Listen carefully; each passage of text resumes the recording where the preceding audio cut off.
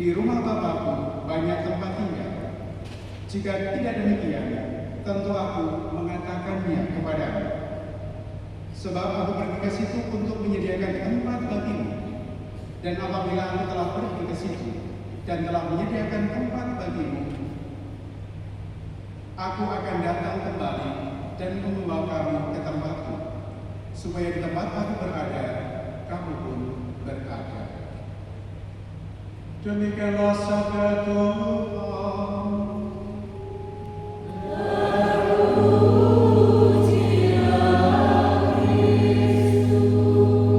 Ibu bapak, saudari-saudara yang terkasih dalam Kristus, terutama keluarga besar Bapak Benny Santoso, yang beliau sudah 1 tahun yang lalu dipanggil Tuhan.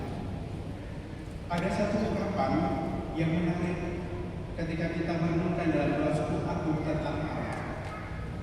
Di sana dikatakan ada satu frasa yang menarik, bahwa dengan kematian hidup itu tidak dilenyapkan, tetapi hidup itu kemudian berpindah.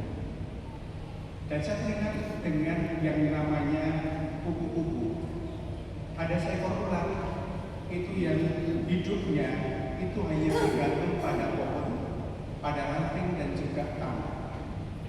Lalu suatu ketika dia itu masuk di dalam kepompong, dalam sebuah kepompong itu sendiri. Banyak orang lain mengatakan dia sudah lenyap. Banyak orang lain mengatakan dia sudah mati. Tetapi apa yang terjadi? Ketika dibungkus dalam kepompong seperti ini, kemudian pada saatnya keluar menjadi seekor kupu-kupu yang indah, yang tidak hanya menikmati pohon ranting, tetapi justru bisa terbang dan menikmati langit yang indah. Ada suatu simbol di sini bahwa hidup itu juga seperti ini. Mungkin hidup kita sangat terbatas dan kematian itu seperti masuk dalam kepompong.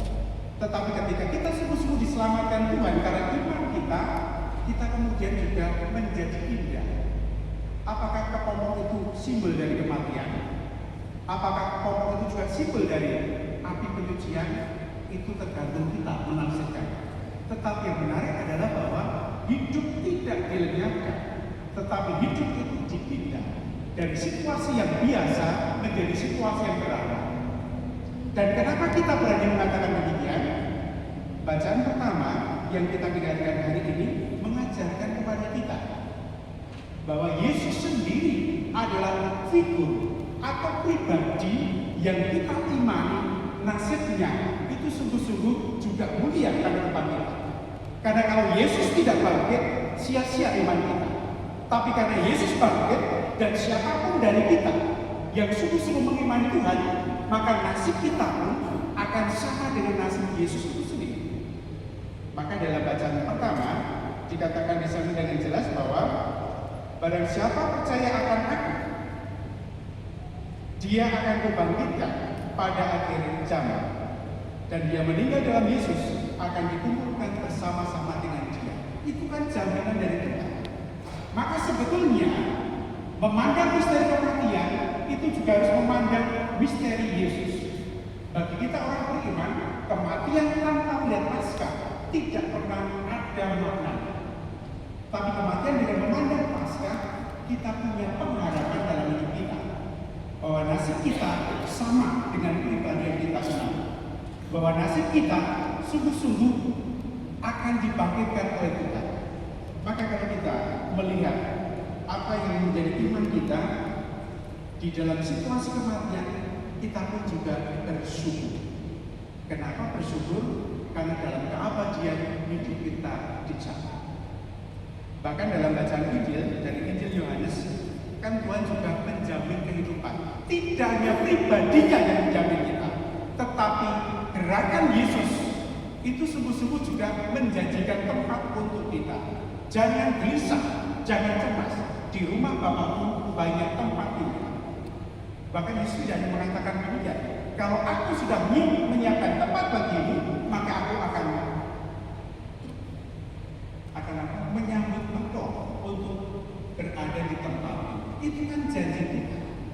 Maka kita sebetulnya harus bersyukur dalam iman yang begitu luar biasa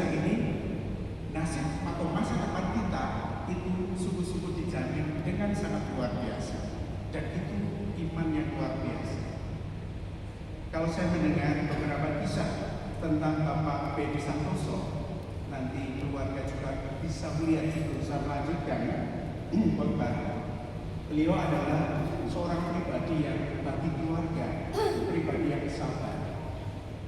Beliau juga pribadi yang memberikan kegembiraan bagi siapapun. Lewat apa? Lewat suaranya.